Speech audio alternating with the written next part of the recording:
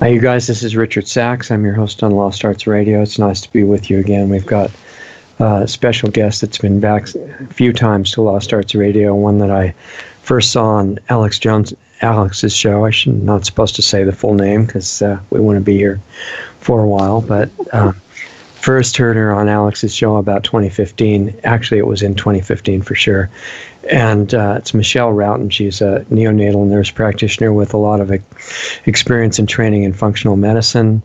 And I saw her on Alex Jones introducing a group that she was speaking for called Nurses Against Mandatory Vaccines, against forcing people or their kids to get injected with whatever is the government-approved cocktail of toxic materials to prevent disease, right, and keep them healthy and safe. And it's totally safe and effective. And they were forcing nurses at the time to get injected with, I believe it was a flu shot, in order to keep their jobs. And the problem we came up with, and we're still working on now, is the public has a tendency to be brainwashed and just hypnotized into believing whatever they hear repeated 1,000 times.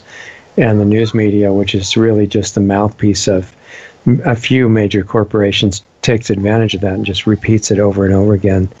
And it seems to me that it's not a small issue, that the survival of the human race and the whole biosphere actually depends on whether we're able to throw off that kind of hypnotic thinking and just, mindless following and get our clear vision back in time to reverse this trend and heal the biosphere, including us.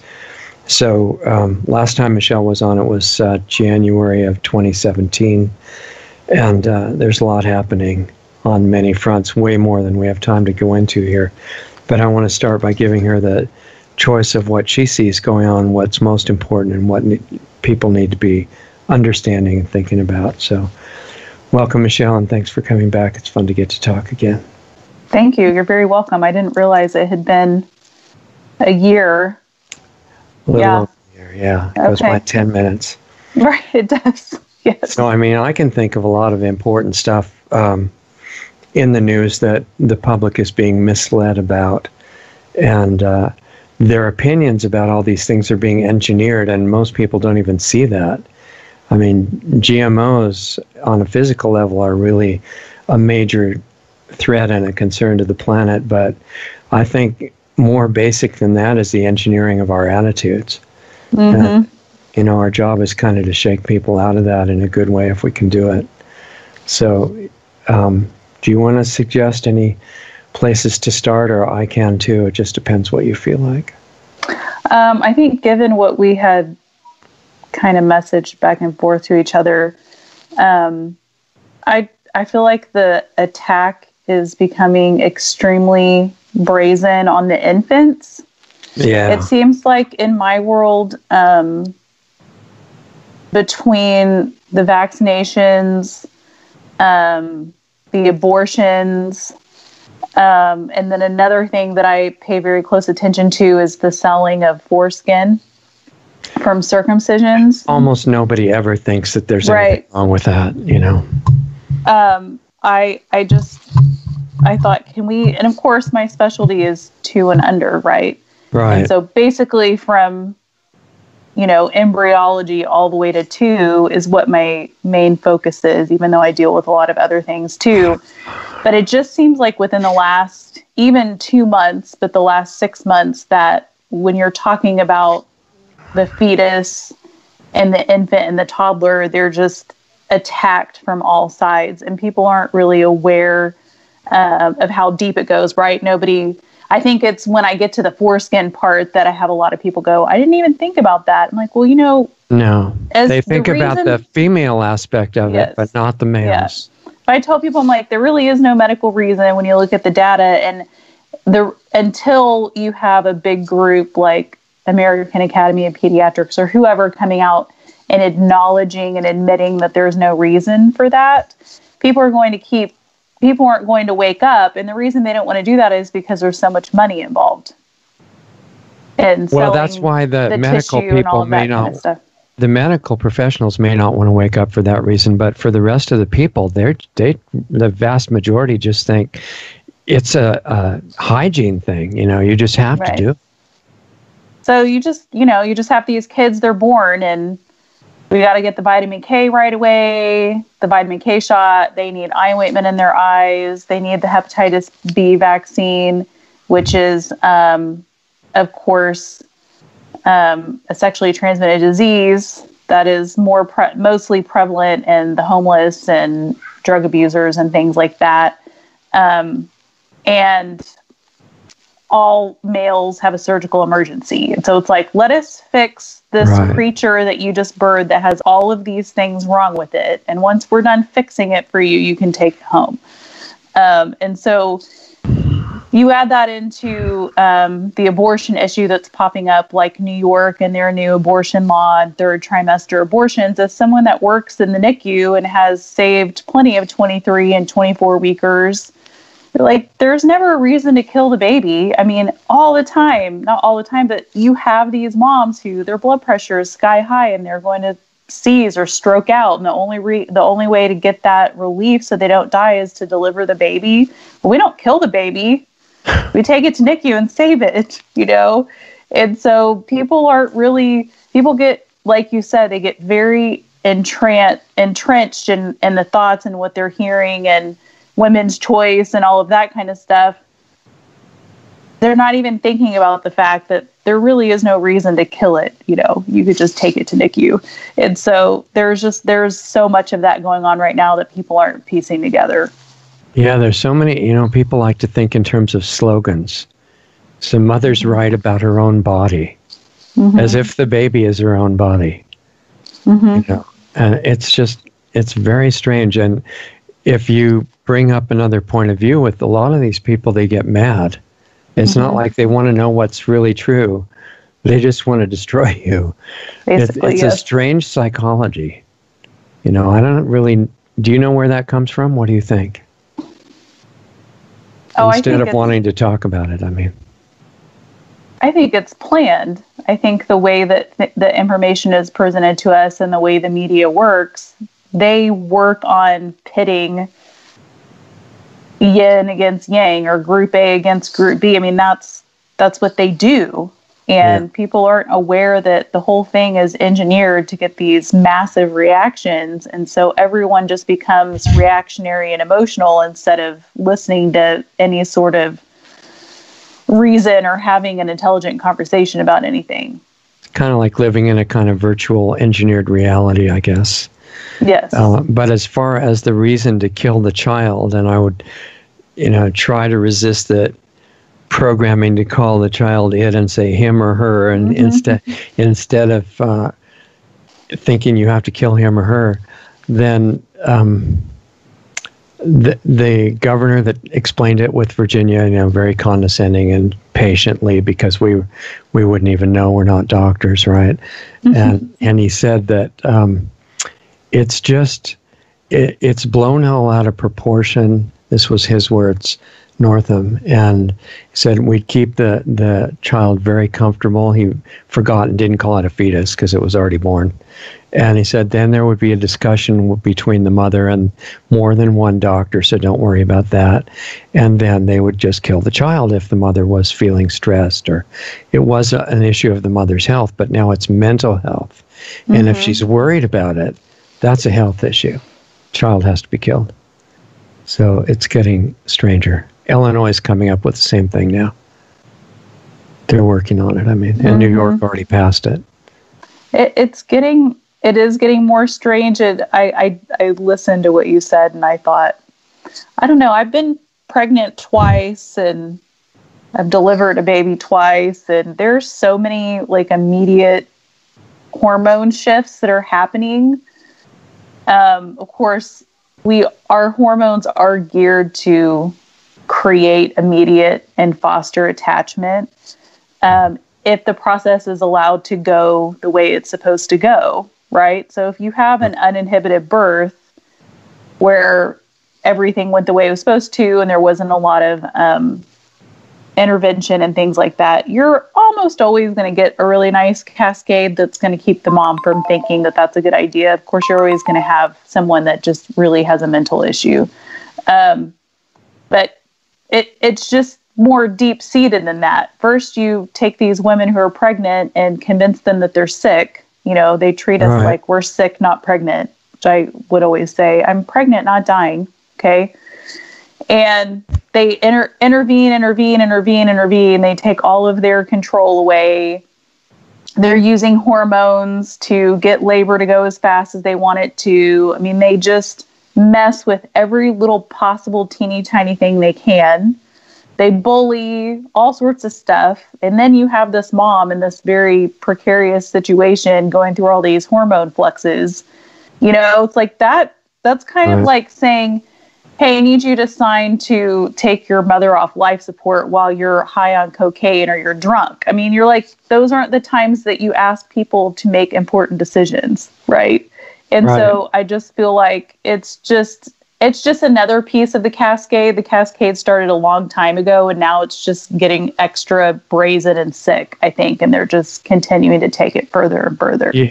And not just hormones, but drugs in general, I think, are part of it more and more, because right now doctors know that pretty much all women need antidepressants, and I don't think they take those away when you're having a baby, right? No, I remember, oh my gosh, I don't want to date myself. It had to have been 15 years ago now, maybe 12 or 13. I was on a delivery for some reason that was high risk, and the baby was making really strange movements, like arching and twisting the head around and throwing the arm up. And respiratory-wise, baby had checked out. We kind of did our thing. The doctor that was with me was over, you know, getting his stuff so that we could chart or whatever. And I'm like, Randy, what is this baby doing? There's something wrong with this baby. And he said, he came over and he looks at the baby and he goes to Mom, are you on some sort of antidepressant or anti-anxiety? And she said, yeah, I'm taking whatever it was. And he was like, that's what it is. The baby's withdrawing. It'll stop in a couple of days. He'll stop. Don't worry. Right. And like turned around and walked out. And so, you know, I went with him and he goes, yeah, this is a thing that you're going to start seeing a lot. He said, you know, we were just discussing it in Journal Club or something because there had been an article about it. And sure enough, it kind of became like the new normal, like the new abnormal thing that we're going to call normal, you know? And so you just get further and further away from the truth and what reality is with each passing year, for sure. And the antidepressants are one of the hardest to withdraw from, aren't they? I mean, they're not recommended to just stop yourself when you find out you're poisoning your brain. Right, exactly. And of course, for them, they're, you know, for adults or teenagers, they're worried about you killing yourself or killing someone else. Well, babies can't do any of that, so they just suffer. Doesn't mean they wouldn't want to when they're under the influence of it. They just don't have the dexterity to do anything. But it's just a reminder that for anybody taking any kind of drugs, I mean, this is just my opinion. I can't tell them what to do, but I think you wouldn't want to take any drug without reading everything about the package insert and understanding every bit of it, right? Which is virtually never done. It's not. And I can't tell you how many times I've had an adult that I'm, you know, coaching or whatever. And I say, okay, well, just give me your list of medications and I need a food diary and I need all of this history or whatever. And so just to kind of organize them and teach them what's actually happening and kind of wind them up and spin them off, you know, like this is the pathophysiology behind what's going on. And here are the people that can help you. You have this option or you have this option, or you want to make sure you fix this first so you don't waste a bunch of money or whatever. And it's always fun for me to go on the internet and print out every drug and highlight certain things and then sit down with them, and they realize that 95% of their problems are drug side effects. Yeah, incredible.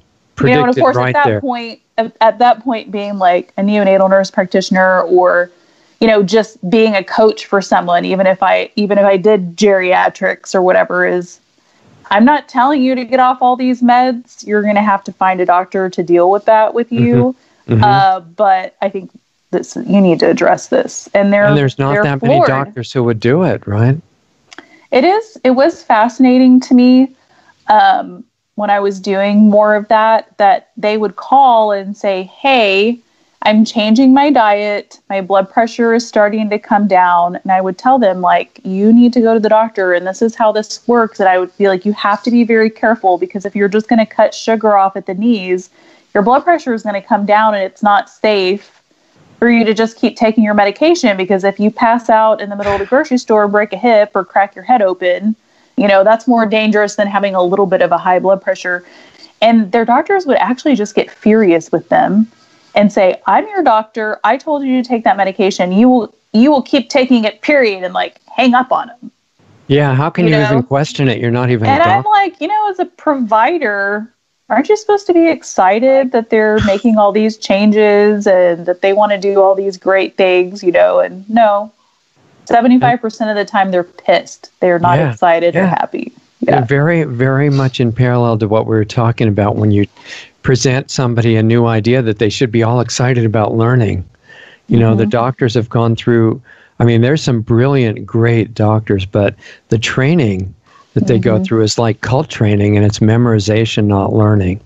And some of the things they memorize are really useful, how to put you back together after a car crash or something like that. Yes. But what they memorize about health, I don't even know what to say about it. They're drug dealers. It's interesting. I've spoken with physicians that were trained overseas, and a lot of them, the super smart ones, will say, we trained overseas. When someone walked in and they were a train wreck, we had to use our brains. Like, we need to look at this and that and order this lab and this. And, we really had to use our brains and go through everything. It's like here, it's like they walk in and they're like, well, they said chest pain, so I'm just going to click the chest pain order set. Right. So they really, in an effort to make things more safe for the occasional doctor that just really is a really crappy doctor and misses things and people die, they took the thought process away from everyone. Right. Right. It reminds me of the cash register at McDonald's where they have a picture of a hamburger so you won't hit the wrong number. Right. Exactly. And then I've talked to physicians. I was recently at dinner with one several months ago, and he got to dinner. I had never met him before. It was like a spouse, we had our spouses with us, and he's pissed. He is in a terrible mood, which I appreciated, because he sat down, he was like, I'm sorry, I am in a terrible mood. And we're like, fantastic. Why are you in a terrible mood? I don't care, And he said, well, I've been doing my functional medicine training all day, the webinars and reading and doing testing and all of that kind of stuff, because he had figured out, wow, there's so much more that I can do besides write pills. I could actually get people off pills. And so he had spent all day at his desk studying, and he's pissed. He's furious. Like, why on earth? Why didn't they teach us any of this stuff? It's maddening. It's like, I'm still paying off that degree, and I'm using a fourth of it, and the rest of it is just how to write a prescription. And so there are some out there that really, once they start looking and they kind of go down the rabbit hole, they realize they have a lot of work to do, To go through that training, that intensity with your common sense still intact is really remarkable. And the people who do it are incredible. I was thinking, since you brought up the treatment of infants when they're born, let's give people a few little insights into the what was it, about 5 things that you mentioned, the first of which was vitamin K, because I guess nature is deficient in vitamin K and didn't design it right so the baby would have the right vitamins. Right. That one makes me kind of crazy. I always say I'm not going to put light of the fact that there is a very small percentage of babies that will have a late onset bleeding and have a catastrophic outcome. Most of the times when you look into those situations, there's something else going on, like mom was drinking a lot during pregnancy and nobody knew it, or the baby had some sort of inborn error of metabolism that they were born with, or they have a liver issue that nobody had figured out. And so those things do happen. And when you're giving all of the baby's vitamin K shots, there are these smattering of babies out there that will be better off with it. That being said, I always say, God didn't make a mistake. He didn't accidentally make all of the babies with low vitamin K. And so I always said, even in the Bible, they didn't circumcise till day 8. Like, what happens on day 8? So baby is born with low vitamin K, low clotting factors, all of that kind of stuff. And so they've just recently figured out that when the baby is born and they have all this blood in the placenta, if you let the cord pulse and let them get all of their blood back into them, because it could be a third of their blood volume, there's all these stem cells in there. So they've just figured out not that long ago that, hey, these stem cells are actually traveling to the places that did have some trauma during delivery. Right. Whether it is the eyes or bruising or the brain or, whatever it is, and it's healing things, and you're gumming up the works with a high vitamin K like that. So they really, I always say, instead of trying to fix why is everybody low, we need to fix it. How are we going to fix it? I'm like, why don't we figure out why it's like that? Because there has to be a reason, and then their clotting gets better, gets more towards adult levels, and then at day 7 to 8, it's actually higher than in adults, and then it levels back out. So even if you wanted to, for some reason, give a vitamin K to a brand new baby, couldn't you just do it orally? Yes. So in an organic form with nothing else in it? Because what else is in that so-called vitamin K shot? Mm-hmm. There's a little bit of aluminum, polysorbate 80, things like that. Something that some of the alternative providers have figured out is we're seeing a correlation with eczema with the kids that have had the vitamin K shot. And energetically, I always forget which thigh it is, but energetically, the stomach is connected to one of the thighs. And so you have this being that is also energetic, and they're born, and the heart's pumping in a different direction, and they're having to breathe for the first time to do their own oxygen. All these changes are bam, bam, bam happening. And there's a lot of change that happens in those first 48 to 72 hours. Right. And you're taking them and you're providing a noxious stimulant. You're giving them pain. You're putting metal into, part of their body while they're trying to get all of that energy up and going the right direction. And so it can really shut things down. And their livers, mom's been doing most of the liver work. So the livers are trying to kick in, and you're throwing polysorbate 80 and aluminum and all sorts of other stuff at them. And it just creates a lot of problems. Yeah. But other countries have been using oral vitamin K with great outcomes for a very long time. You mean using it in a different form, you mean? Right. Orally. So, there's one out there that's like sesame seed oil and vitamin K. You can't really even synthesize your own vitamin K until you have food in your stomach, because the bacteria is in your intestines is what really gets that going. Right. So even then, you don't even give the oral vitamin K until about 6 hours of life to make sure they've breastfed and had a little colostrum so that it can all seed in there and work together.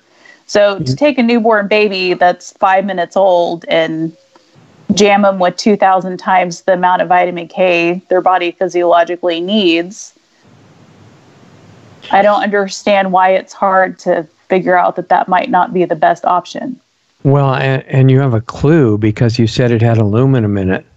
Now, the way they justify aluminum in some of the vaccines is they say, well, this is going to really help your immune system be immune to what we're injecting into you. But they can't say that with vitamin K because you're not supposed to be immune to vitamin K. So the only reason, unless you know something about that I don't, of injecting aluminum with the vitamin K is to do destruction. Mm-hmm. I mean, what possible justification would it have with no disease? There isn't. There was a hospital in Dallas that ran out of the vitamin K shots for the newborns, and then it was on back order. So you know what they used? Pure aluminum. They used oral vitamin K. Oh, okay. So during that time, it was totally fine to use oral vitamin K. And then when the stock came back in, then once again, when a parent came in and said, I'm not going to do the shot and I have my own oral, the parent was stupid and it was a terrible idea. CPS should come immediately, right? Right. Well, luckily we haven't had a lot of that. I eventually I've had to intervene with hospitals, but usually occasional CPS, but usually CPS is when they call me, they're like, I don't know why they're calling me about this. Okay. I always tell people, I'm not telling you what to do with your baby. I'm not telling you to not use the shot. And I'm not telling you to use the oral. I'm not telling you to decide to use nothing.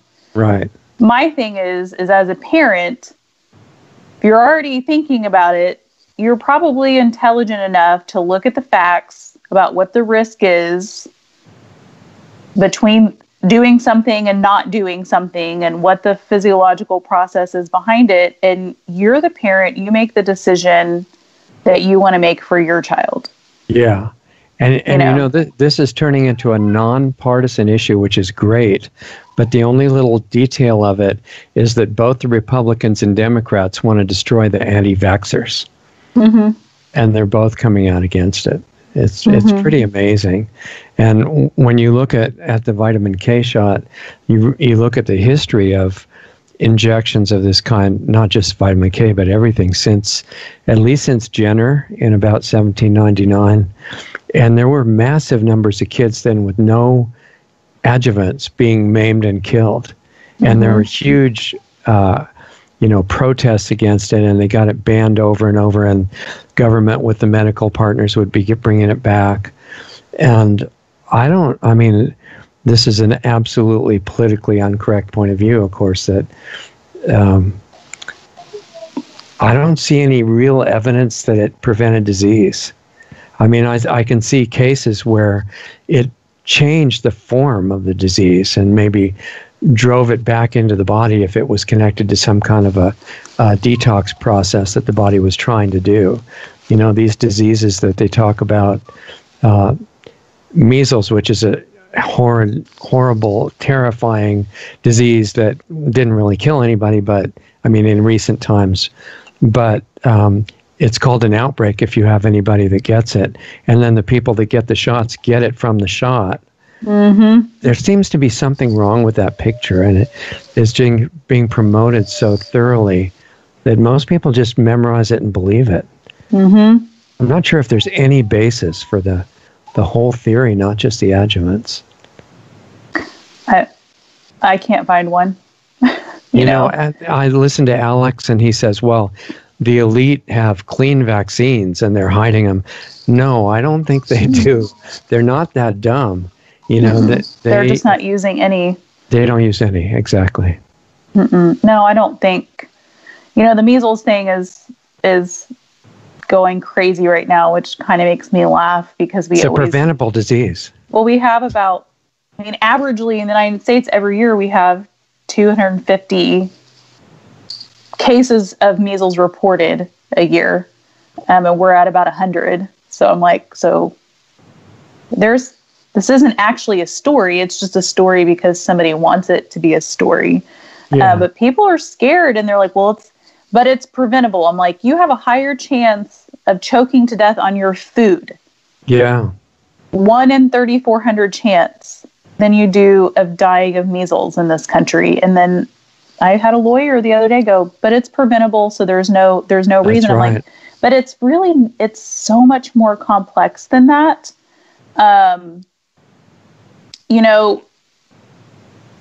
There is benefit to allowing your body to work through disease. My kids had the chicken pox last fall. The 3-year-old got it first, and then 2 weeks later, my 10-month-old got it. And we were going on 3-hour adventure walks, and we had a grand old time, Yeah. By the end of it, I was like, I'm ready to leave the house, but we did fine. And people don't realize that there is benefit to allowing the immune system to figure out how to work. Right. I remember getting it. We just got to watch more cartoons than usual. Mm-hmm. Didn't have to go to school. It was great. Mm-hmm. The funny thing is I got shingles in my back, right in my bra line. So I kept it covered because I had an infant, right? And I thought, well, ideally you'd want them to be over a year.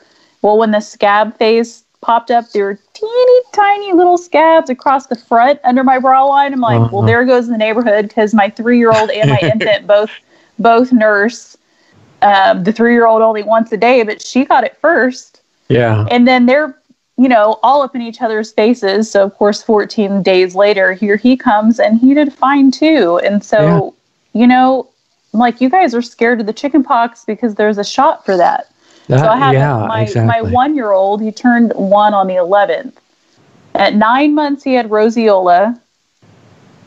At 10 months, he had the chicken pox. At 11 months, he had fifth disease. Now, like, you know why they call it fifth disease? Because it was the fifth one. Right. The fifth one after mumps, or measles, rubella, roseola, chicken pox, and then fifth. That's how much they care about it. They just called it the fifth one. Yeah, the fifth opportunity for sales. It was fine. I thought, okay, well, I guess we're just going to check all these off one by one. So what happened to him in the fifth disease?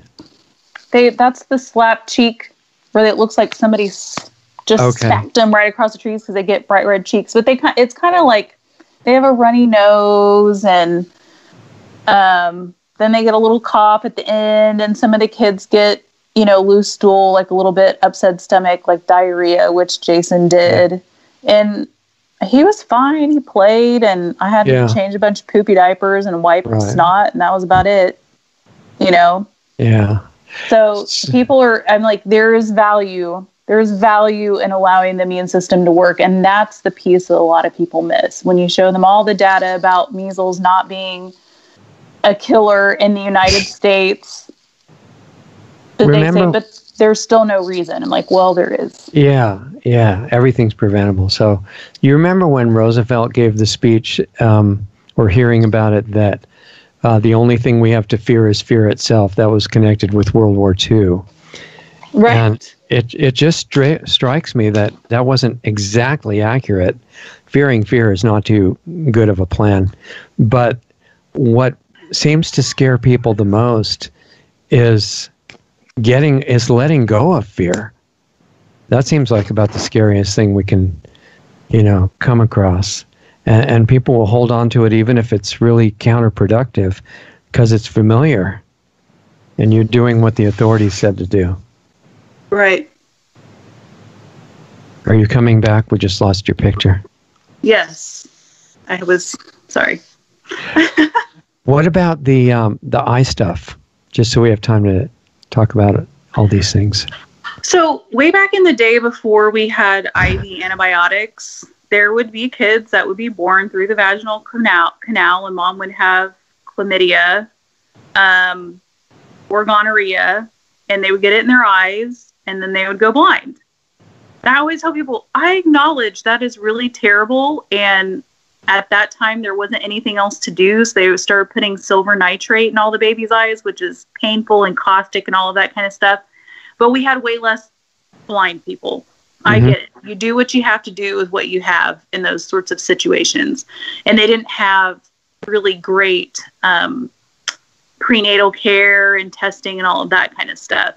When you fast forward to now and you have all these women who get prenatal care because, people have insurance, and if they don't, everybody gets access to prenatal care. Everybody is tested in the first trimester and the third trimester for STDs and things like that. When those moms don't have chlamydia and they don't have gonorrhea, babies don't need antibiotic eye ointment in their eyes. So, first we have a problem with superbugs anyways, with all of the non-judicious use of antibiotics. Right. And then there have been cases of resistant strains, conjunctivitis, stemming from that. It's expensive. One of the situations we had in Texas years ago was we ran out of the erythromycin eye ointment. And so it was like in the law that you use, or in the law, Texas law, erythromycin eye ointment. So they ran out. They had to run back to the drawing board. So they gave all these babies gentamicin, and they had all these adverse effects because it's toxic to the ears and things like that. And so it's a law, which is ridiculous. And you would have these moms come in. I tell you what, some of these providers, the nurse practitioners and the doctors, if you question them, they're just mad. Yeah. And so what ended up happening was, because there was a law that said, as a provider, you have to make sure the baby has the eye ointment, or you can be fined or thrown in jail. They would say, oh, well, if they refuse it and the baby doesn't get it, we'll just turn them into CPS. Sure. That was their CYA. And I'm like, first of all, who's going to know? Who's going to care? Nobody's going to track it. It's their baby. So we had to go back into legislation 2 years ago. And they wouldn't let us delete the bill. We put in a rider on the bill that said, if the parent refuses, just document it in the chart. That's all we were trying to do. Please stop calling CPS. I called Collin County CPS once to discuss it with them, and they're like, we have no idea why you guys call us about that. Can you talk to our medical director and tell us what you want us to do about that? And I'm like, sure, nothing. I don't need you to do anything. Of course, that didn't work because people were still calling. So, right. I mean, it's like you have parents who are like, I don't have an STD, or say it was a C-section delivery. So given the basis, you would think that they would be smart enough to at least not do it to the C-section babies. No, they just did it to everyone without any thought process. Right. And oh my gosh, these hippie tree-hugging parents think they know everything. Like, well, actually, technically, they do know more than you do. So there have been, we had the big hurricane in Houston a couple of years ago. Yeah. There was a mom that I got contacted about. Of course, I'm outside of Dallas. Mm-hmm. She was a chiropractor, and she didn't want her baby to have the vitamin K shot or the eye ointment. Fine.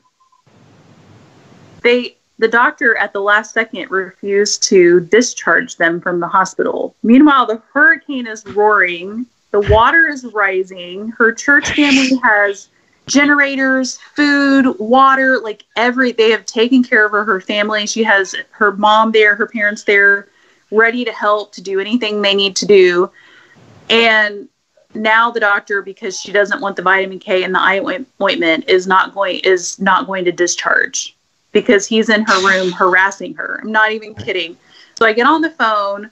I call the women and infants director of the hospital and say, I've been hired as a patient liaison for this patient. This is what is happening. And unless you want this to go viral, I expect her to be discharged within the hour.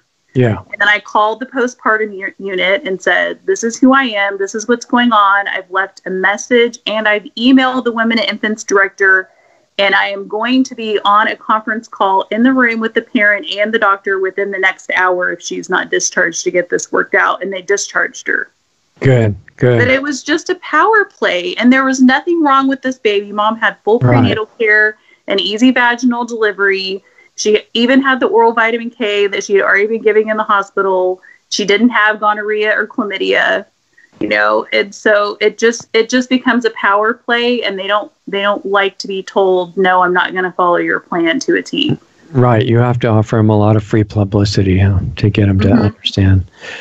Mm-hmm. What about if you don't want to use the regular eye ointment, using something like nano silver, which has no negative effects? I have had some parents that have gone ahead and used the silver.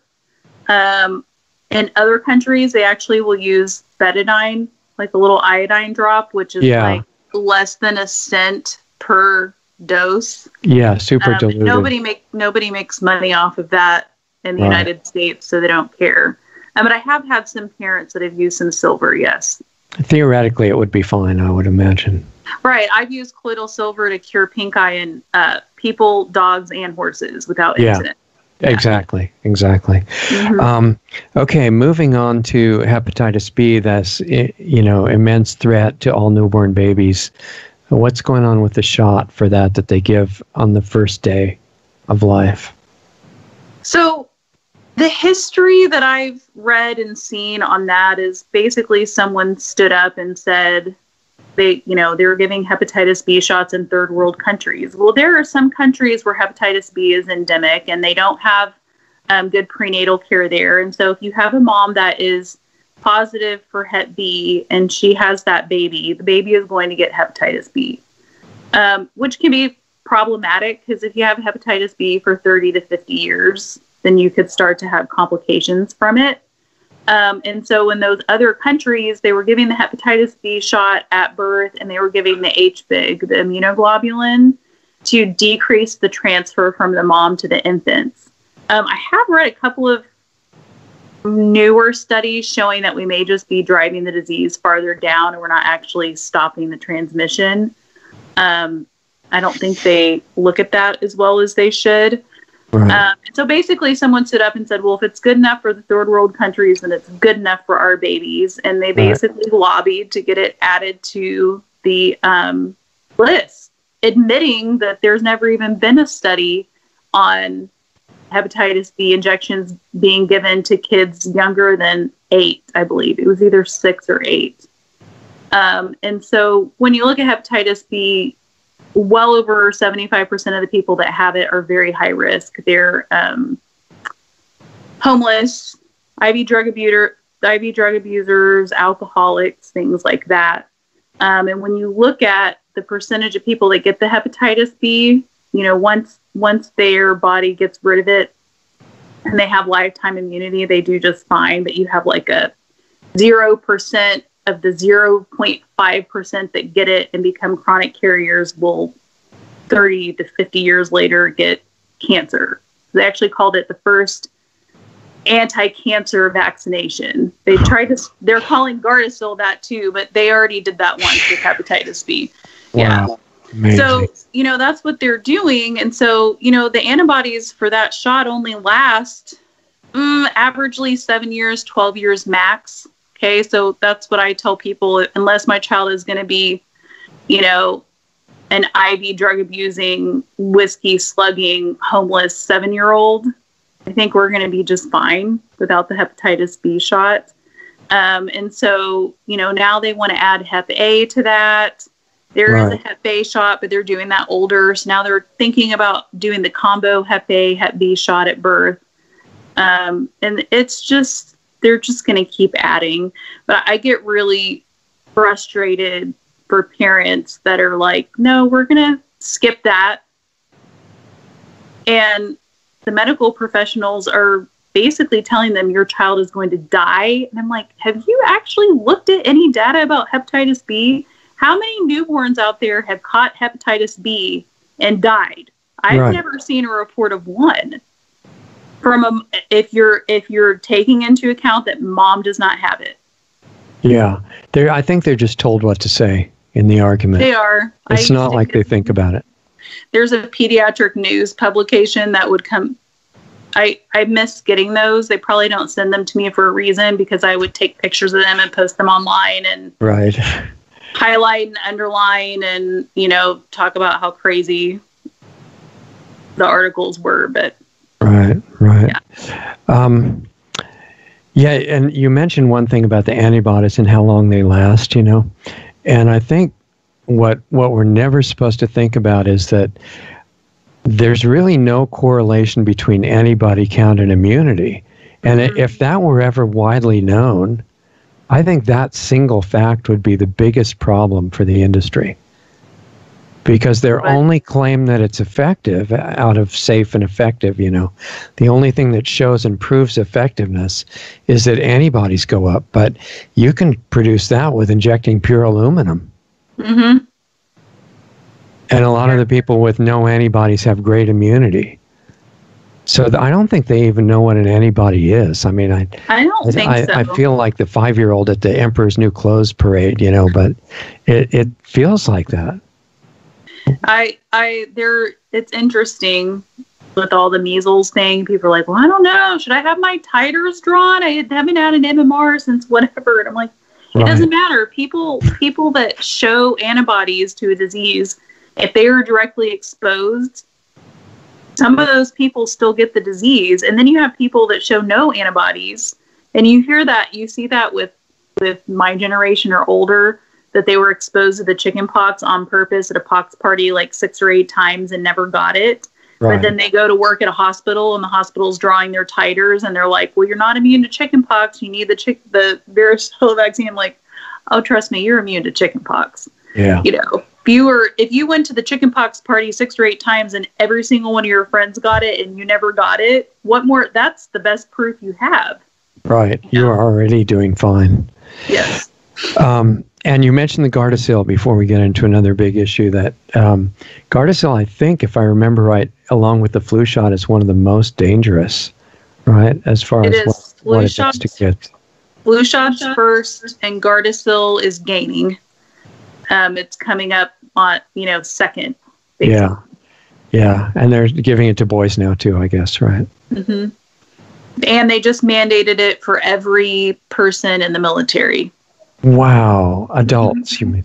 Mm-hmm. Wow. Incredible.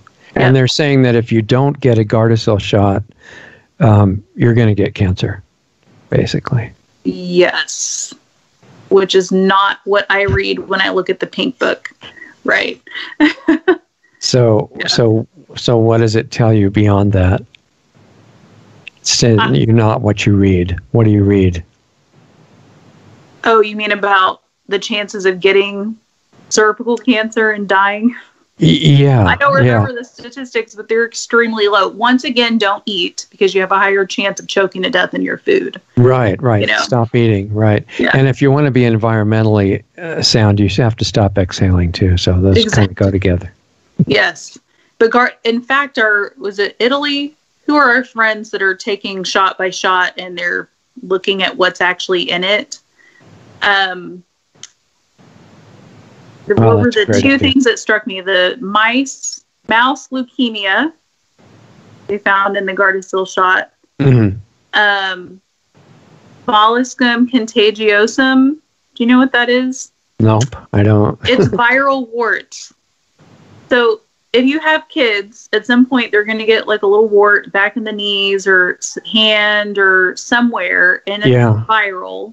Right. And so when you have kids that are sickly, if they have a really poor diet or they have food allergy, they've been vaccinated a lot and their immune system doesn't work, you might have a kid that has 100, 200 warts.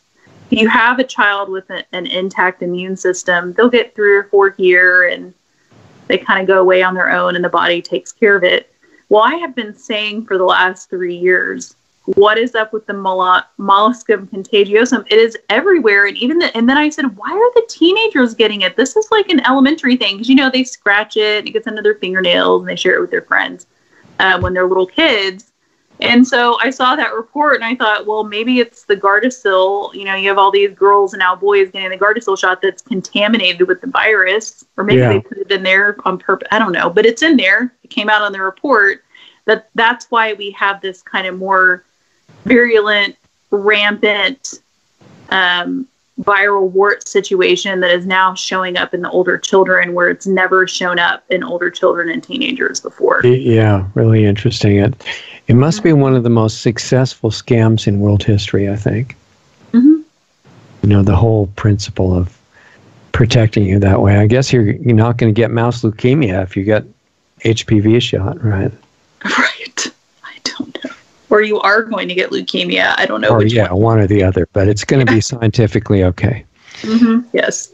Okay, so now a pretty big issue that almost nobody thinks about, including the people protesting female genital mutilation, which is a big religious thing that's going on with many people from the Middle East and the ones who live here too. And a lot of lawmakers are trying to protect it as a religious sacrament, similar to what male genital mutilation is here. But most people really hesitate to call it that because, again, God likes it, so it must be fine. So what is it? I mean, most people don't even really understand. It's just like so many parts of your body, it has no function and it's extra. So what's the issue? This is kind of one of those subjects that even being a provider that's more holistic, it gets really difficult when you have a couple sitting in front of you with a newborn and dad wants it, mom does it, mom wants me to stick it to him, or vice versa. Dad does, it's a very odd situation. But I always tell people, I said, you have to go look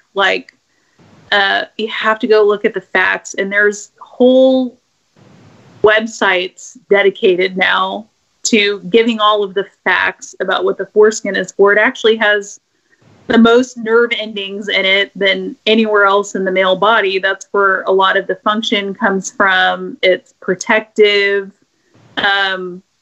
all sorts of things. But I tell people, I'm like, okay, Bible, gotcha. They actually were just pricking the foreskin. They weren't removing the entire organ. And I always said, even when I was in the hospital rounding on patients, I always said, if parents saw what happened during this procedure, they would be horrified. But yeah, they kind of forget to share it with the parents, don't they? Yes, they do. But I've taken care of babies that have been transported into smaller hospitals that bled out after the procedure. Right. I've taken care of a baby that had severe cellulitis from the waist down. His pubic region and both of his legs and feet were about 10 times the size of the rest of his body just from a circumcision. Wow. I remember being in the NICU as a transport nurse. I was not a nurse practitioner yet. And I got called to go look at a baby in the newborn nursery, and they're like, this baby won't stop screaming. We can't figure out what's wrong with him. And so I went up there and I looked at the baby, and he actually did have a little bit of a temperature, which is a problem when you're a newborn. He had a little bit of a fever. And so I looked him all over, and I called down to the neonatologist, and I said, well, I'm going to bring you this baby to admit. He cannot go home. He was supposed to go home that day. And so we went through the whole thing, and I looked at him again, and I went back to the doctor. It was a male. And I said, Tom, I think it's the penis. And he said, excuse me? I go, I think it's the penis. I said, so there's like this, if you look real closely, there's this weird like yellow something across the area. The baby had been circumcised like literally right after birth, which I find very wrong because the OB was there and he wanted to do it. Wow. And I said, I touched it, and I swear if he could have knocked me out, the kid would have knocked me out. And newborns aren't usually like that. A lot of times if it hurts that bad, they'll just play dead and not do anything. But this kid was irate. And so he looked at me and I go, just hear me out on this. And he was like, okay, I mean, you're good with babies. You have the intuition. And so he looks and he says, well, let's draw some labs. And so it comes back that the baby has some sort of infection somewhere. So I'm like, will you please let me swab the penis? And sure enough, that's what it was. The baby was in the hospital for 10 days on IV antibiotics for an elective procedure. And so in everybody else's world, everybody gets it done. Foreskins are dirty and nasty and unnecessary, and it's not a big deal. And it is. It is clearly a mistake of nature, I guess, right? And then it being in the follow-up clinic, you have kids that are having to be recircumcised because of the scar tissue that grows back and is causing problems. Wow. It just is endless. Yeah, and there's also this idea that everything's in departments. You know, the parts of the body are not really connected together. There's borders between them. And so they think if the foreskin has any function at all, it's got to be just sex, right? But it could connect to absolutely everything. Like everything else does, right? I actually made a joke about that recently because I was talking about tongue tie kids and how people don't realize the fascia that's connected to the back of the tongue actually goes all the way down the body, circles around the hip, and then goes all the way down and connects to the ankle. Right.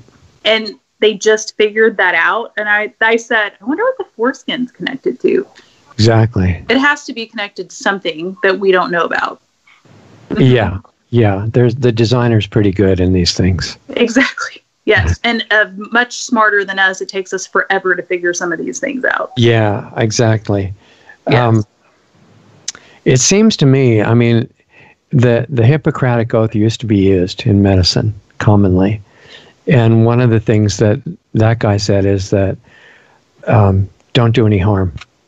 Well, that would wipe out like 95% of what's taught now in advanced medicine. And also about using your food, including herbs and things, to be your medicine, and eat medicine every day. And I think that's just been thrown away.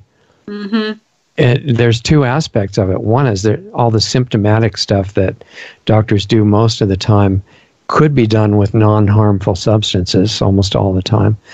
But the other is that they could understand how to get to the root causes, so you just don't have any symptomatic medicine to do. Right. Gotten pretty far from that. I think my husband and I talk about that a lot. I mean, the further you get away from the truth, the harder it gets to fix anything. You know, so it's kind of like when you have the 13-year-old that got her chickenpox booster, and within the month, or she got her Gardasil within the month, she's having massive problems. And everyone immediately goes, oh, no, it can't be the shots. And so that's it. I mean, she's screwed. How are we ever going to get her back to what she once was if we're not willing to take all of the possibilities of what could have kicked it off into consideration? Yeah, even the people who are looking at that are usually now just thinking that it's the adjuvants, but that's not true. Because they were having massive problems before they thought of adjuvants. I want to get to as many of these things as we can in a little bit of time that we've got. I think the one more thing I wanted to say on that subject or ask you about is that you mentioned the military, how I think it was HPV, you said they were making all the military adults have, which is incredible. I mean, massive crime as far as I'm concerned. That's very new. It's very new that just came about. I never heard of it. When did it start? Do you know? I mean, I heard about that within the last month. I saw a release and an article about it. And it was right after they had released numbers that 30-something% of military women are infertile. 30%. That's higher than... Wow, that's higher than anything I've heard. Right. And I said, well, it's about to go up. They're going to give them all the HPV vaccine next. You'll have a lot of ovarian failure issues. Yeah. You know, the only one it's not higher than that I just realized is the testing that the UN organized in Africa, where they were giving women some kind of shots. I don't remember what kind. And they destroyed the fertility of all of them as an experiment on purpose. And it was only discovered by, I think it was Kenyan priests or something that had these tests run. Do you remember that story? Yeah, I think that they laced it with HCG. Yeah, exactly. Right. Right. And so the women basically just attack any, the second they're forming. Right. And of course, HCG is all natural, right? Exactly. I love all natural. Yeah. Like all natural vanilla comes from a beaver's anus. Okay, anal glands. Yeah. But a natural one. I don't care if it's natural. Yeah. Squalene's another issue too. They were using that as a big adjuvant in what shot was that? The one they were giving to people in the Middle East against anthrax, I think. And they were wanting to put it in the newest version of the swine flu that started in Mexico, or that was released out of a lab in Mexico, I guess. And that got stopped, fortunately. But that's all natural, too. Right. Yep, it is. Okay, so with the military thing and the fact that they were showing, I guess military and prisoners of various kinds like that are perfect victims to do experiments on and see how much damage can be done. But ultimately, if they can manage to switch us away from a society where you can access cash at all and everything's on a card or a chip, that's perfect. Everybody's then essentially in the military. And they'll just switch off your chip if you don't get the shots. And I know one of the doctors on our show was saying there were 300 or 400 vaccines in development right now for adults that they were really hoping to make mandatory for our protection, of course. And they haven't worked it out yet, but that's the direction it's going. So I'm constantly looking for a way to not have that reach completion. Right. Really interested in that. I don't know what ideas that you may have about that, or if there is one. I don't know that I have an idea. I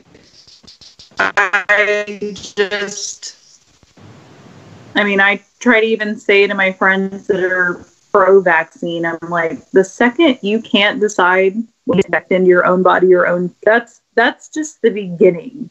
I mean, Right. They can do whatever they want after that. It doesn't matter. Yeah, exactly. Which I think is a good segue into the newest mindset, which I don't really understand. For some reason, it shouldn't be a partisan issue at all, but it's mostly promoted on the Democratic, progressive, socialist side. And that's that women have to be free, which I agree with. Everybody has to be free to make decisions for their own body, absolutely. But how did they start thinking that has had anything to do with abortion? I don't understand the sequence of thinking there. I mean, do you have any insight into that? I can repeat what the other side says. I'm just always over here saying, they're like, women's rights to her own body. I'm like, well, 50% of those little beings inside of your body are women too. They're not getting to make a decision. So exactly. That always kind of stumped my mind. The whole thing is mind-boggling to me. I think part of it when you talk about medicine doing really terrible things to African Americans over time. Right. We're still learning new things to this day. I just read a new story, not a week ago. I think it probably, the only thing I can think is it probably started as a way to keep the poor population down, to keep populations down that they didn't want growing, whether it was minorities or whatever. And then it kind of took off and then seemed like a really great idea. And so it's just literally population control. I don't know. A lot of people. That was Margaret Sanger's idea for sure. Yes. Yeah. But I have a very hard time with it. I think I have a lot of democratic, very liberal friends that say, well, you don't want them to be aborted, but you also don't want to give over the money for them to be taken care of either. And I said, well, I didn't say that either. I think that women in general have been under attack the entire time. What agitates me is that they're like, my body, my rights, I should be able to do whatever I want. And I'm like, you do realize they're poisoning you with birth control. The only way they can figure out for you not to get pregnant is to poison the crap out of you. And for you every single day to take your little pill. They're ruining the health of women. Before we brush past that, why don't you just let people know that you actually mean that? I mean, explain it, because people think, well, it's just a small white pill and it takes care of everything. How could it be poison? The doctor would never approve it. The FDA would never approve it. What are you talking about? Oh my gosh. I tell women, I said, people joke about our hormones all the time, but your hormones rule everything. It's just a giant communication network. And when you start, first of all, when you start thwarting that communication network, just like we were talking about things being connected, you throw off all sorts of things. Thyroid, then you're like a thyroid person for life. You have adrenal exhaustion. Your brain can't work. You're at much higher risk for cancers, throwing clots, yeast. You want to have a problem, have a massive yeast problem. That'll throw you right into autoimmune disease. I mean, it's just, the list is endless of what birth control does to our bodies. I took birth control when I was in college. You know why they put me on it? Because I was having a period every 3 weeks. Oh, we'll just bump it out to 4. I was sick. I mean, I actually had a Hep B vaccine injury. It was the final kicker that kicked me over. But I'm surprised I didn't die when they put me on birth control. I think I made it 4 or 5 months, and but people don't realize. So I'm like, I don't know. There has to be a better way. One of the problems is we all want to have sex and none of us want to get pregnant, and that's not really the way we work. But there are other ways. I think that if we stood up and said, I'm not going to kill my children, I'm not going to poison myself, there has to be a better way. Suddenly there probably would be a better way. Well, people are thinking about what's in their food if they're trying to be really responsible with their body, but they don't most of them anyway, that I know of, don't think about what's in a drug. Mm-mm. It's just a separate category. It's a drug, and it doesn't have ingredients. But that's not exactly accurate, is it? Mm-mm. If somebody asked you what's in that white pill that you take for birth control, what would you say? Oh my gosh. Well, I'm a researcher. I would go which one are you on? And I would type it in exactly. and write drug insert, and it will pop up on the internet. And then I would scroll down and take a picture of it and circle it for them and send it to them. I mean, everybody can do that. That's what blows my mind. It's all there, but I don't know. When you're using horse urine for stuff, that's just probably a bad idea. It's natural horse urine, though. I know. I have 2 mares standing out there. I'll just go get some pee and drink that. It'll be the same. Exactly. Right? Yeah. That would be organic, too. Yeah. So just be aware that if you take a drug, you're eating it, right? You might as well know what's in it. Mm-hmm. And I say all the time, people want to go, oh, you can't. They're on a drug for something. And I'll say, well, if you actually take this out of your diet or you do this or that, it will stop and you won't need the medicine. No, food can't work like that. I'm like, whoa. Either putting something in your mouth works or it doesn't. Pick one. Yeah. So putting the pill in your mouth works, and that means everything else you put in your mouth either helps or hurts whatever it is you're trying to affect. Pick a side. Right. Yeah. Yeah. Yeah. The other thing that you mentioned that I wanted to look at was that you said the girl, half of the babies were girls and they didn't have women's rights if you're going to murder them, which I guess the response to that was, well, they're not really a person. They're just this piece of tissue and they're part of my body. So you have nothing to do with it.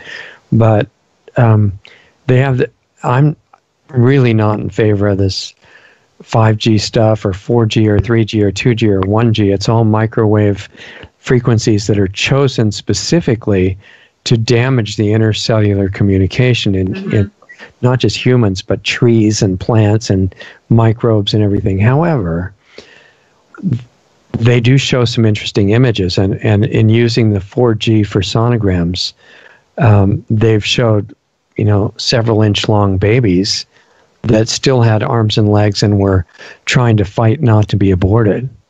And it makes it harder to say that it's just a piece of tissue. And the other thing is that on Alex's show, be careful and not mention his last name anymore. He was saying that, there's lots of money available for parents that want to give the baby to adoption. Do you know about that? There is. The problem I have in this country is I can be pregnant and walk into Planned Parenthood and someone will relieve me of my problem for free with no questions asked. Yeah. If I want to adopt a baby that somebody else doesn't want, it's probably going to cost me between $35,000 and $55,000 in legal fees to get it done. Wow. Mm-hmm. That's interesting. And so that's where the problem comes from. And you also have the problem with, so you have people that want to adopt, but they don't have the money. So then they might foster to adopt and be foster parents and may have multiple kids come through their homes before they have one that that they are able to adopt, that the parents give up or they're removed of their rights. But I think years ago, my husband and I considered being adopted parents to medically needy infants. It took me 5 years to get pregnant with Julia. And I am fine with babies that are on ventilators or have feeding tubes or whatever. I started the process and they gave me hell because my indoor cat that was 18 years old and had kidney disease and literally had been inside her entire life was not vaccinated. And I said, you know what? Forget it. Whoa. Yeah, forget it. I said, I wouldn't have thought of that one at all. No, they hadn't even gotten to the point that my stepson wasn't vaccinated at all. I mean, they were flipping out about this 18-year-old cat that just slept all day, that never even went outside. So vaccines are now a reason not to be able to adopt a kid? Well, foster for sure. I have had several parents who have brought their babies to me. This is in Texas, though, so we have it a lot easier. Right. That are adopting, that they were hooked up before the baby was born and were not planning on vaccinating, and they would come in for their well checks with a form that I would just, very simple form to just fill out and sign, and they would get away without vaccinating. But if you are going to be a foster parent, you are required to take those kids to be vaccinated. Wow. And if you're fostering to adopt, you will vaccinate them on schedule until the adoption is closed. Wow. And so then you have people like me who are like, I'm sorry, I can't do that. Well, yeah, it means you can't adopt anybody that way, right? Mm-hmm. So then for the people that really want to have that kind of freedom of medical choice for their children, that's when it's costing so much money, because you have to have everything set up and ready to go that mom says, I'm in labor or whatever, I'm going to have a C-section for whatever reason, and they show up and they are there with that baby when the baby is born, and it's theirs, and they take it home with them.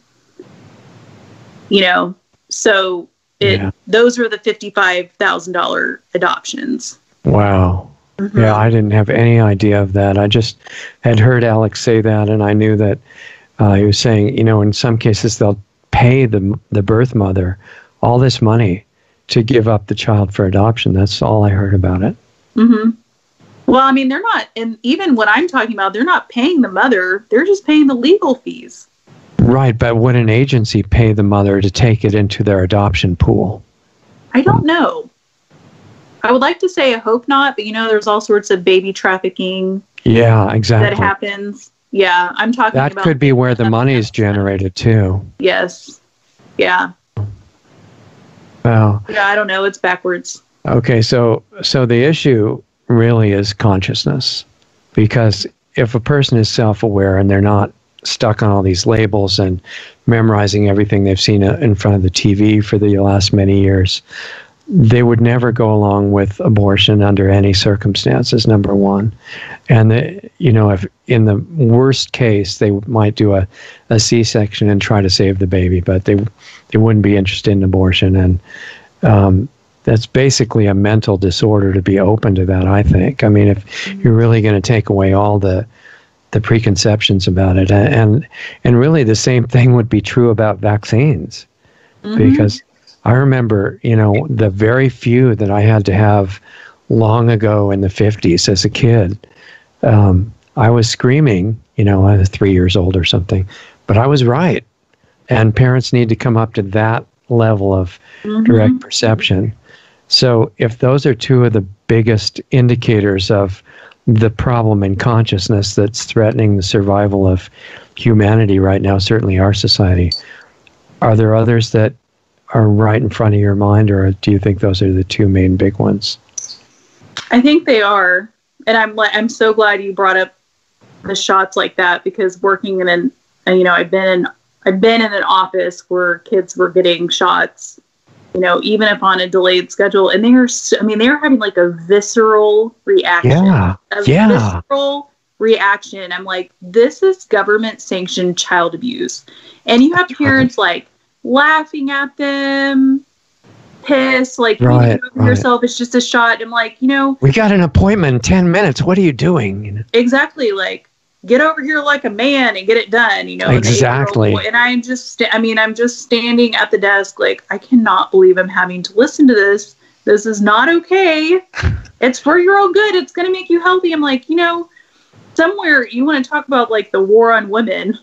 Yeah. They stole the mother's thunder. It is gone. They talk about, they take their decisions away. They poo-poo all of their instincts. They've taken everything from them, basically, because every single mother somewhere in there that's somewhat right, for half a second goes, maybe I shouldn't be doing this. Exactly. I'm not even a scientist. I mean, right. those are just my subjective kid really emotions. having a visceral reaction. Yeah. You know? Instead of that he or she is misbehaving, right? No. Oh, I those remember, kids are brilliant. I remember being on my mom's lap and like screaming and like jumping up and down. So now the needle's doing this, which of course made it worse. Right. You know, but it was all my fault because I wouldn't stay still. Yeah. Yeah. It's exactly how I felt about it. And and the doctor was the ultimate authority, so it's irrelevant what you feel. And I think that reminds me of in higher education now, one of the things they teach you to be a scientist is you have to have no opinion and no emotion. And then you're really on your way to being a scientist. And, that's the beginning of the training, is getting shots. Mm-hmm. But I think between the abortion and the vaccines, I mean, right then you've cut all the moms off at the knees, basically. There's no control. The consciousness is gone.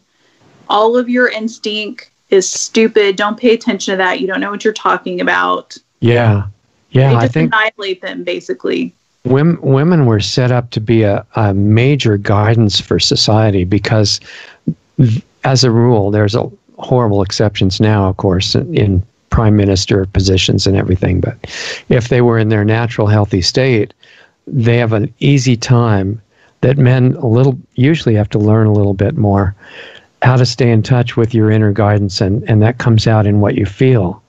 And it's really full of information. I mean, it tells you more than any kind of lab test I've ever seen. And that's being ridiculed as something irrelevant, subjective, anecdotal, anything bad you can say about it. And if you were going to give women back something to say that they wouldn't be so, in awe of these fake authority figures, I think it might be to trust what they feel, and try to make that more accurate. Mm-hmm. Absolutely. Change society. I mean, you look at women, in some of the countries that used to be Europe before they were just taken over by this tyrannical body called the EU. And they're destroying their own countries. I mean, they're so far out of their internal guidance, I don't even know what they are anymore. But I suspect underneath that, at some level, they're still human and they've still got that. So, it could be reclaimed. I think there are some people that are so traumatized, they may not be able to get enough personal work in a lifetime to pull that off. But that's not the norm. For a majority of the people, it's still there. Yeah, absolutely. Mm-hmm. So I think the thing would be to just really encourage both men and women, because men have it too. They've been just been trained to never look at it. You have to be really, I remember my own training, and you have to be really tough, don't feel anything, and just be ready to, beat people up or take any kind of abuse and pain with showing nothing. That's how to be a really good man when you grow up. Mm-hmm. Yeah. There are some side effects to that. Mm-hmm, for sure. Okay, everybody, you're not going crazy. Well, you might be, but not because of this, that we have a different background and everything, because our connection got interrupted. And we're just about through, but I had a couple of important things to bring up to Michelle that I'm sure you'd agree it would be good to hear about. One of them is, there's all these directions for what you can do to maintain your health freedom and freedom of choice in what treatments are done to you.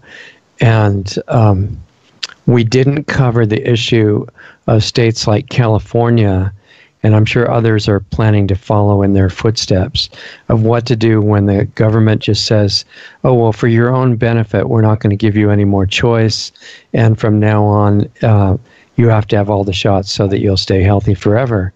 And that's what Senator Pan has been doing in California. Now he's moving to get rid of medical exemptions, which is along the same track of intent to have every treatment decided by the government, not by you.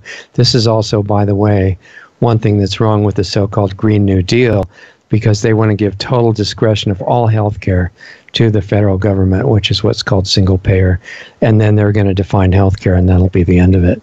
So if for the moment you do live in California or a state like that, is there any advice, Michelle, for people like that? Because they even tried to get it mandatory for homeschooling, and they didn't quite manage it, but they're going to try. So what's your thinking about people in situations like that? Well, I kind of joked when you messaged me about that. I said, move, ? I mean, exactly. California's pretty bad now. It's hard to drive to other planets, though. I mean, the fuel runs out. Yeah. So. We have a very large population of people from California and the DFW area that have moved here for that reason. And of course, Texas, we're in legislative session right now. We do it every 2 years, and all the new bills are coming in. And so we've always felt like if they can flip California and Texas, they'll feel like they can flip the rest of the country. Right. And I think a big problem that happens is you do have a very large homeschooling population. They're at home and they're eating the way they want to, and their kids aren't vaccinated, and they're learning and all that kind of stuff. And I think a big problem is that we tend to have complacency among that group because they say, oh, well, we homeschool, it doesn't matter, and it does. Because they're just going to come after you next, which is now what they're trying to do in California. That's what we said they were going to do. Yeah. It's kind of the same way with nurses. You know, all the nurses rolled over and they all have to have their flu shots every year. And so now in Texas, as of yesterday, there was a bill filed for first responders. So first responders of any kind will have to be vaccinated, and that includes volunteers. Yeah, and it's okay because only a few of them will die from the shots right away. And but first responders, including volunteers, is their way to broach the general population and make the general population become vaccinated. And so it really becomes an issue of, do you believe in having a right over your own body or not? And if you do, even if you do think vaccines are safe and effective, fine. But this does affect you as well because they're just going to keep branching out. And so I wish I had some magical thing to say other than get involved with legislation, but that's really the only thing you can do. I was talking to a lawyer the other day who is very concerned about the vaccine mandates and has studied and followed history very closely. He's highly intelligent, and he's afraid that that might actually be the next civil war, is the rights over your body, because if you can mandate someone to be vaccinated, what else can they make you do with your body, whether it is the chip? Pretty much anything, yeah. Anything, yes. So I don't know if you have any big answer to that. I really don't. Yeah, we're working on things in the club that are potentially game-changing things, but on the surface of what's obvious, California's made it clear that they want to go after homeschoolers, and they really, the kids are just easier because of school, but the adults are the target too, because that's a huge market.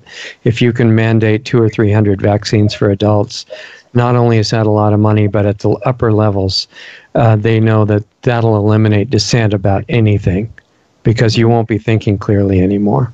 And in California, as far as getting involved in legislation, people drove from all over the state where they were supposedly listening to the testimony, and the people who were running the hearing, they just ignored all the testimony. And in fact, they canceled most of it.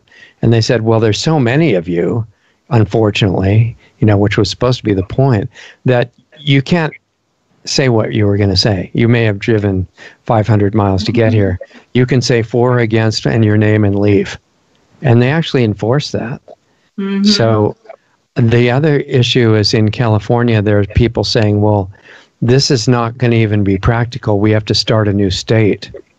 Right. And they are proposing 85% of the landmass to be New California, in which there will be freedom and constitutional government. I don't know what's going to happen to it, because obviously there's some strong interests that would prefer that not to happen. to put it mildly. But that's what people are trying, and I guess we just have to be creative. I am not a creative person. I cannot invent my way out of a paper bag. I have a judge personality, and so I am really good at looking at the facts and reading all the research and stringing everything together. But my place in this battle is not to invent new ways to go about things or to get around what's happening or counter them, because that's not actually how my brain works. The other, the 25% of the population that works like that is going to have to take that on.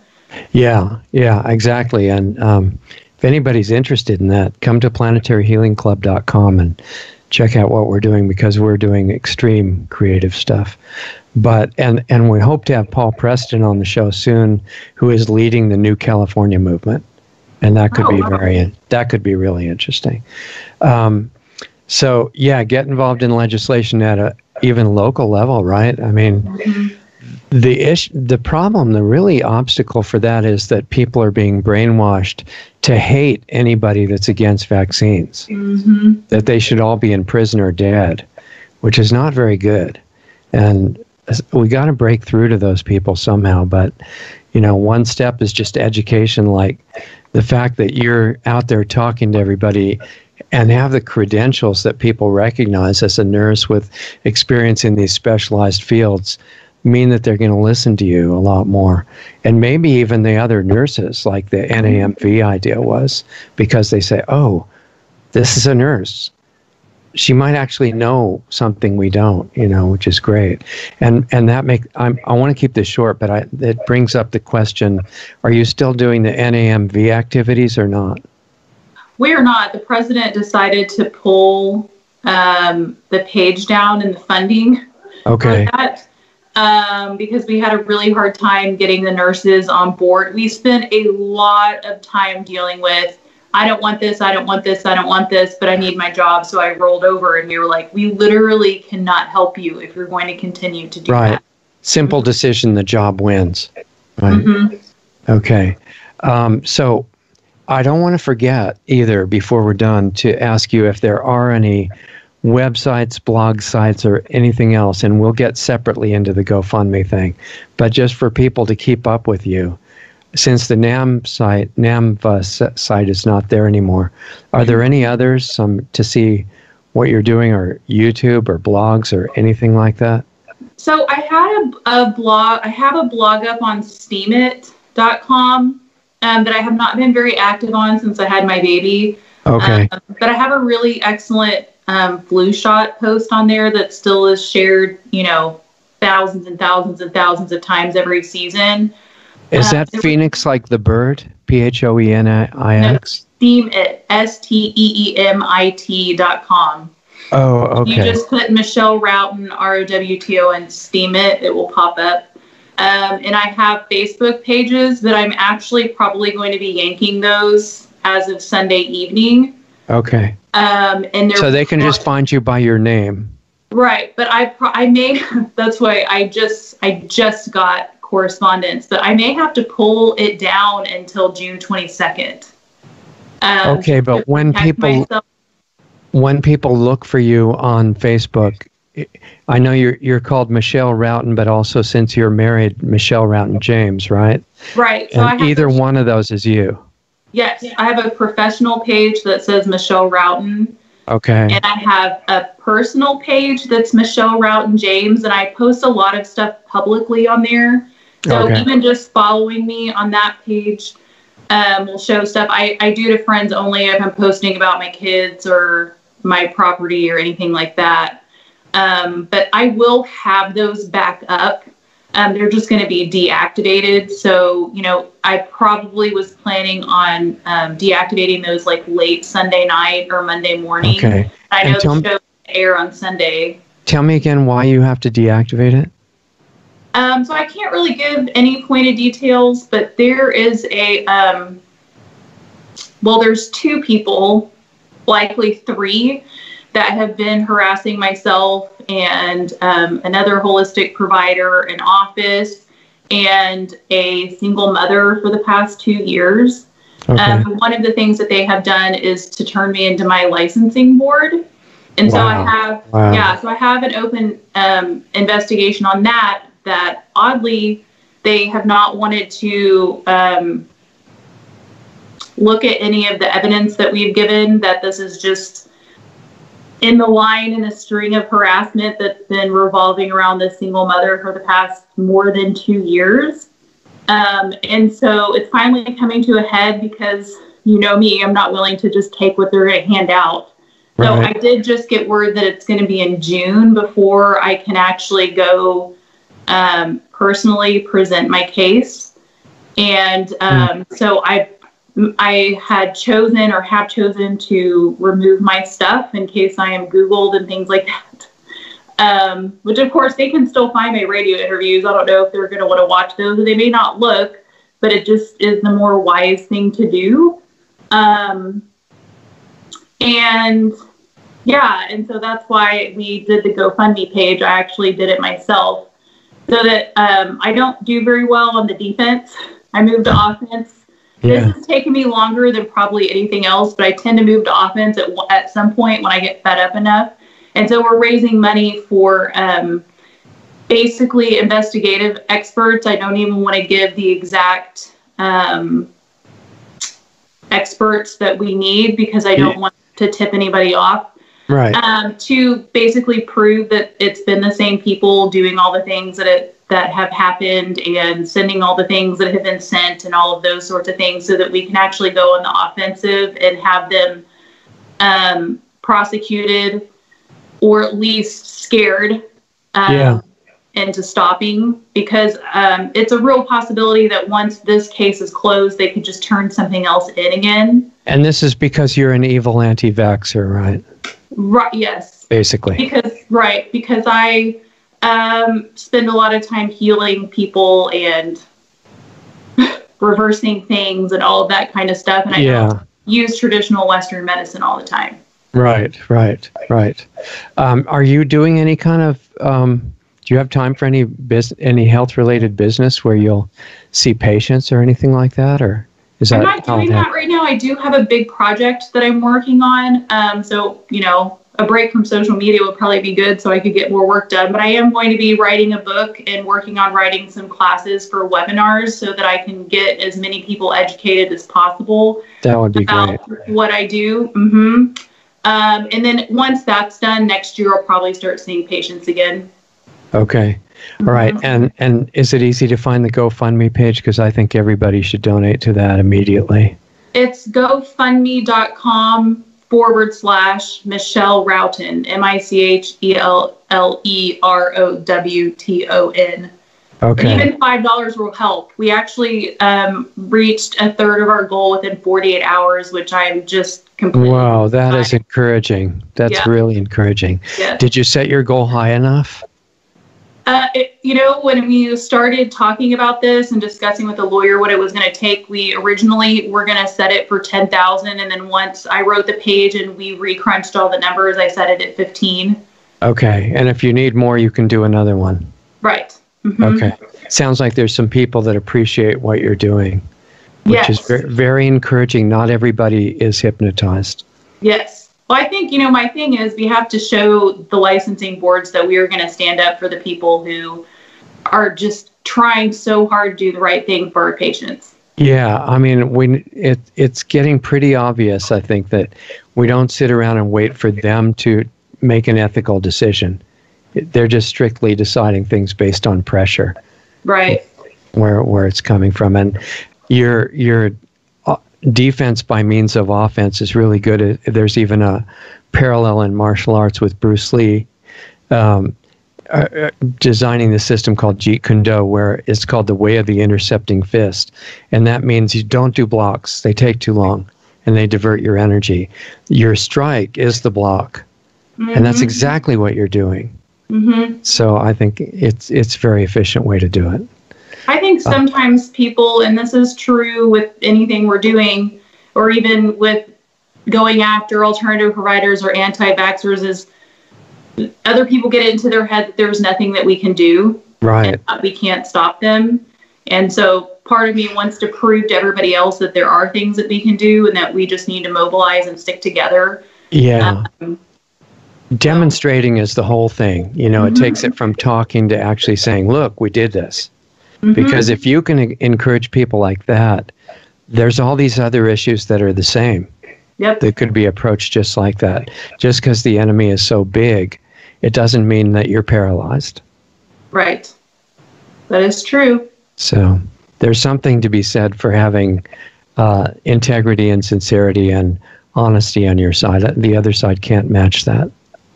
I completely agree. So, yes. Right. So, what did I forget? Anything else you want people to know before we leave? I think that's it. Okay, that was great. Thanks for taking the time, and I hope we'll, keep up to date with what's happening. Just want to keep supporting. Yes, I mean, I think once everything is, at least my case is finalized, and I pop back up, I would love to be back. Just to check back in. That would be good. We'll stay in touch. Okay. So, thanks, Michelle. Okay, everybody, that was Michelle Rowton, who's really very valuable and appreciated guest who's on here several times on our show, and you can go back and look at the other archives, Lost Arts Radio, Michelle Rowton, and it'll come right up, Rowton. She's been doing great work for NAMV, Nurses Against Mandatory Vaccines, which you can easily find in any search engine. Don't recommend Google, but whatever you want to use. And she's brought up some really important points, and I think is demonstrating in her practice with her patients as a mother in her own family and home that you don't have to be crazy. You don't have to poison yourself or your kids in order to be healthy. And I know it's politically incorrect to mention that now, and certainly politically incorrect to go into the thing of killing babies before they're born or right after, which is now becoming legal in one state after another, that you can actually have a baby be born and then murder the baby. And we've got detailed descriptions by doctors of exactly how they do that. It's really pretty sickening, or it should be sickening if you're still somewhat in touch with yourself, your own internal guidance about things, which I recommend getting back if you don't have it right now, by the way. There's no expert that can take the place of that ever in your life. It's all down to consciousness, really. And like we were saying, it's not memorizing the right responses to everything. It's getting in touch with yourself internally, because just like that baby or the child that starts screaming when they have to go back into the doctor's office to get a hollow needle stuck into their arm and who knows what pushed through it, which is very nasty stuff. The kid is right. Okay, they don't need a PhD or a medical degree to know that, and that demonstration of them being in touch with what they feel to be true is way more advanced than 12 years of medical training or PhD training or anything like that. And I just recommend that everybody get back in touch, because we're going to need it. I mean, things are getting really intense, and do this work. You don't need anybody. You can do it on your own, or do it with somebody who's a like-minded person who realizes what it is we're talking about here. You don't need to memorize your points of view on issues. If you get in touch with yourself, you're going to know none of these things are partisan issues. None of these things are should be big divides between men and women. That's just manufactured. Everybody is basically made out of the same consciousness. Whatever body and costume you're wearing, whether it's one color or another, or male or female or anything, you're underneath that wearing the costume. And if you get in touch, you've got some amazing abilities, one of which is your own guidance of what to do or not to do. That comes to you very quietly from inside. You need to reconnect to that. And if we do that, these other issues simply won't come up anymore. Or if they come up, it'll be obvious how you need to respond. Anyway, I think that's the bottom line, most important thing I can tell for our response.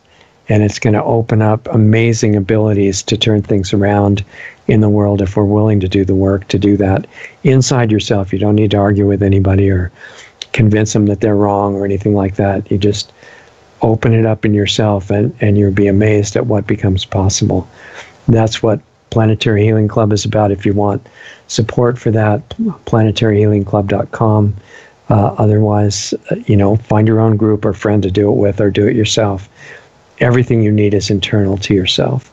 So there's no circumstance you can't do that in, and you are really needed in the world at the moment. Not some huge group of billions of people. It's not necessary. You by yourself have immense power, and it's the main fear that the global rulers are afraid of, that you might ever get back in touch with that. So my suggestion is take that as guidance and do it however you want to do it. And we'll keep giving you encouragement every way we can, as long as we're not banned on the major platforms. And if we are, check out our presence on lostartsradio.com or brighteon.com, BRIGHTEON.com. It's a non-censoring alternative to the major platforms. And if you're brave enough to get started in this kind of work, check out planetaryhealingclub.com. Watch for our free videos that are going up as often as we can. And we'll see you next time.